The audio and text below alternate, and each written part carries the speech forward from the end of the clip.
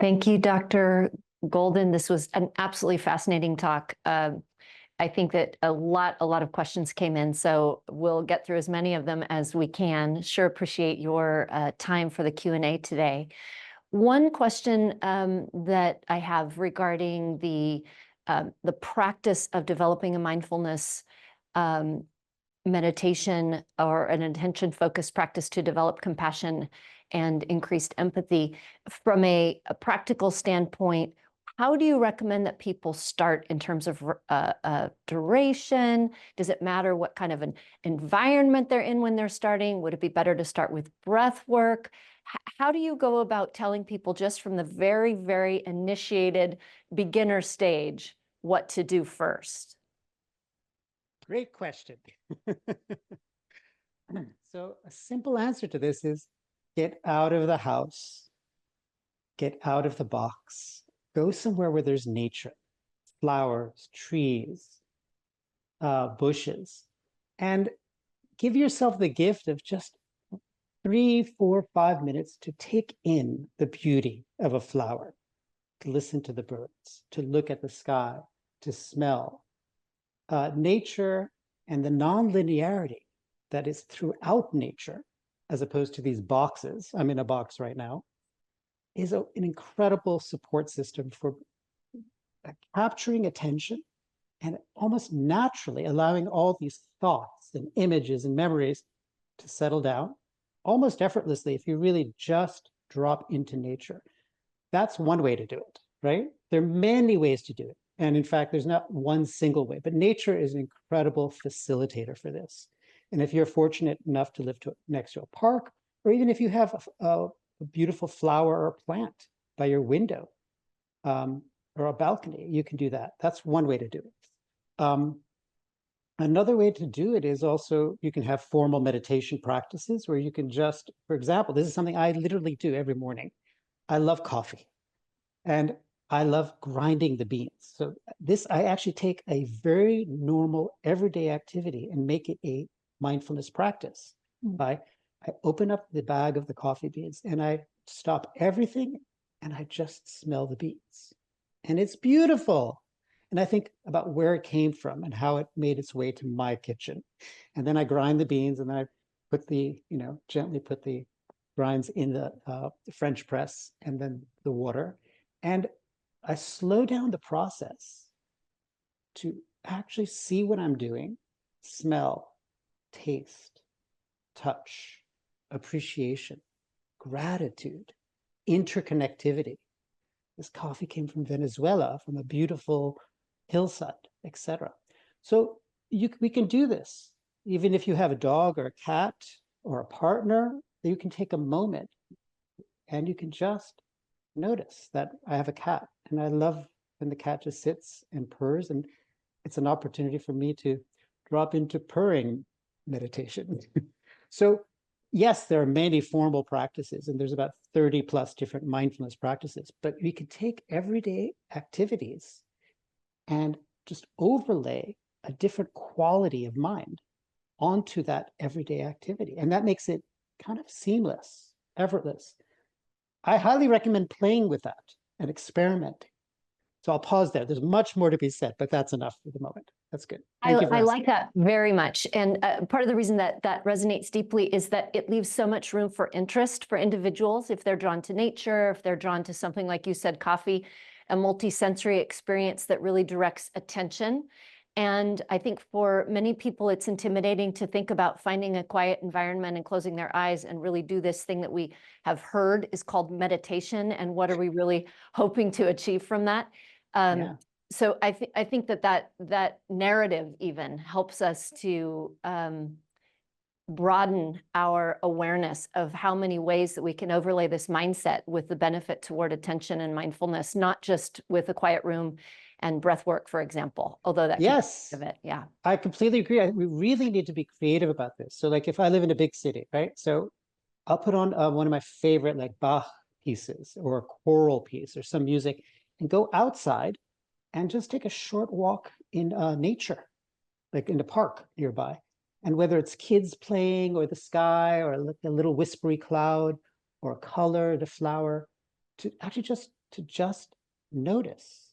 And so music, I highly recommend, right? Because even when we were in our mom's wombs, we could hear sounds. So that's one of the fundamental windows into one of our most powerful sensory capacities, using music to regulate our attentional capacity. But please be creative. Please be creative with this, because that's much more fun. Yeah, that's fantastic. You showed a number of studies with changes to the amygdala and other areas of the brain over a relatively short duration of time, 8 weeks in one study. Yeah. What is the duration of the actual practice that shows that level of benefit? Was that somebody who had worked their way up to doing, 30 minutes plus a day? Was this more of a 5 or 10-minute practice? Is there any information for us on understanding how quickly these changes can be seen and measured? Very good question. It comes up often. So as a psychologist, I have to say individual differences, both psychologically, neurobiologically, hormonally. We all come with different psychobiological readiness. So for some people, just a short window into practice has a huge effect. For others, like myself, it takes longer. All right. Having said that, there are people, so 8 weeks is short, most definitely. But within that time, so even there's some evidence that if people do even just short practices, 5 minutes, sometimes 5 minutes per day, you build up the momentum. Think about like a stream and gravity. So you build up momentum that actually begins to develop a skill, a muscle.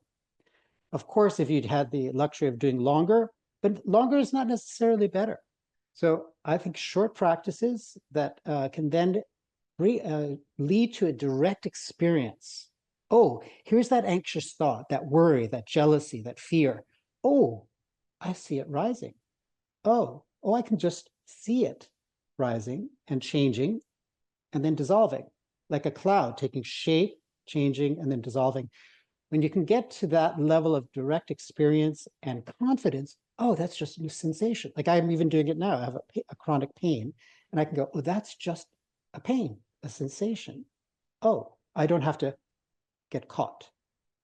That's really what we want, because then you can apply that anytime, anywhere, all day long.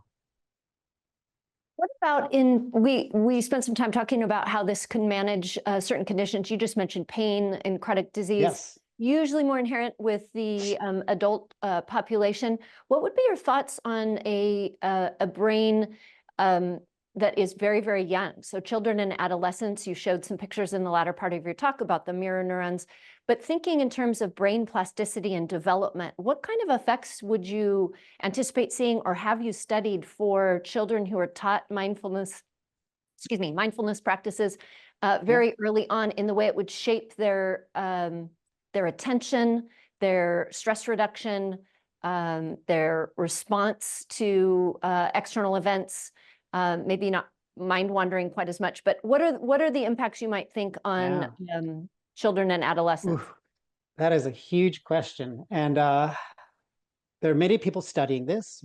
Our lab has tried several times, and I've helped other people in other countries and other situations.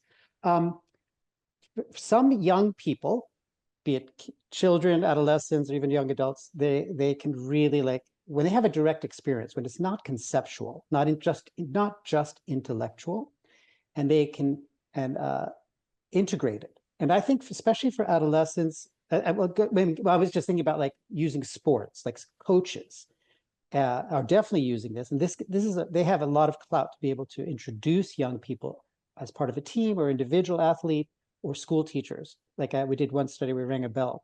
But going directly to your question, yeah, the adolescent brain is in such change. And we definitely can create the habit of, going back to your prior question, an overreactive amygdala and insula, immediate emotional reactivity. And through having some of these experiences, it is possible to begin to down-regulate and to introduce at least an alternative way of responding to internal and to external stressors, societal, maybe your mom and dad, your sister, and your own internal negative thoughts of harming or fear, worry, anxiety. Anatomically, we don't know. The studies that I'm aware of anatomically, like Sarah Lazard, Mass General Hospital, this is with adults, either cross-sectional or across the lifespan. And there's evidence that longer sustained training of the mind actually can begin to lead to slower rates of decay of the neural matter, the gray, neurons in different parts of the brain that are important. So there's evidence for that. Of course, we need longitudinal and replication. But going back to adolescence, I think there's so much plasticity that when we're teenagers and young adults, that it's a fantastic opportunity to at least bring in different ways of using the mind-brain perspective taking. Oh, how does that feel in me? How does it hurt the other? But bring it in through sports, bring it in through pets, like relating to pets, bringing it into the notion of like, what is friendship? Not making them sit on a cushion. That's not necessary. I have 2 teenage daughters. They don't want to do that. Mm-hmm. But talk about friendships, boyfriends, girlfriends, talk about sports. Yes. Find, again, creative opportunities. So I think there's much opportunity here, but we need to be really playful and skillful. Yeah, I like the adaptability about that. There's a question about addictive internet use and how this has affected our mind wandering. So might be related to attention. How do we remedy this? How do we combat this? The mind wandering that comes with the internet, social media, etc. Oh, you like to ask very simple questions, don't you? Well, we're Very battling hard-hitting. this. For those of us who are lucky enough to not have to, our work doesn't rely on social media, or we don't have the habit, hallelujah.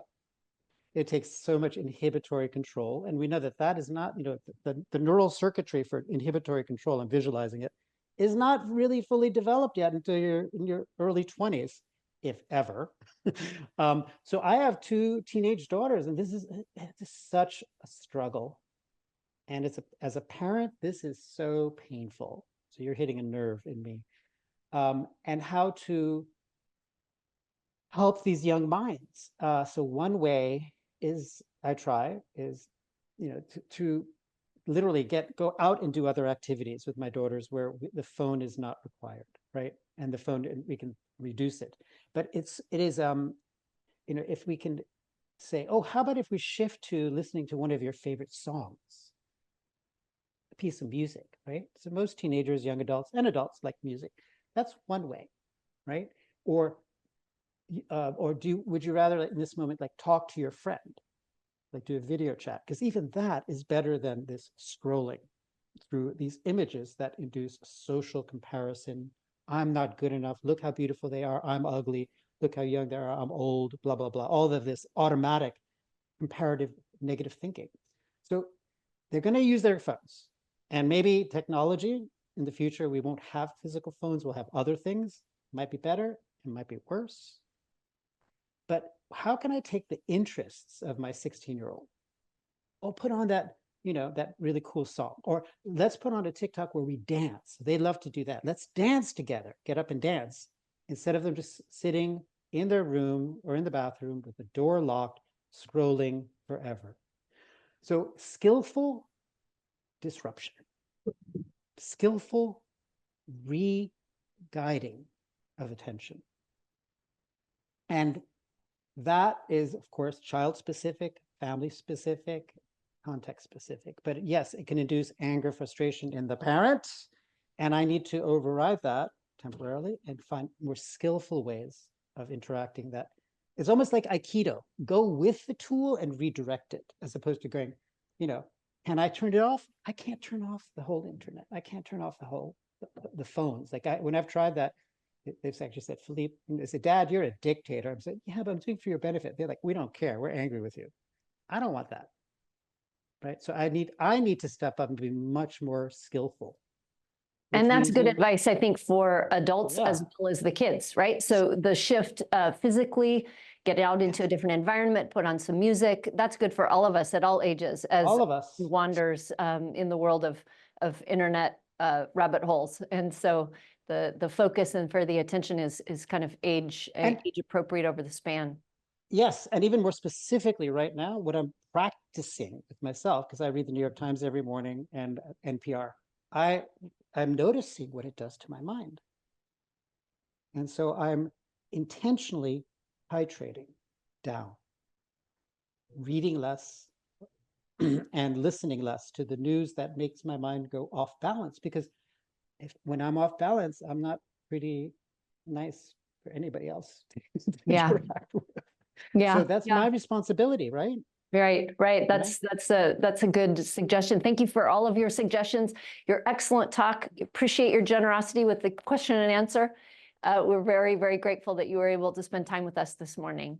And to our audience, we'll start again at the top of the hour. Thank you so much. Be well. Thank you.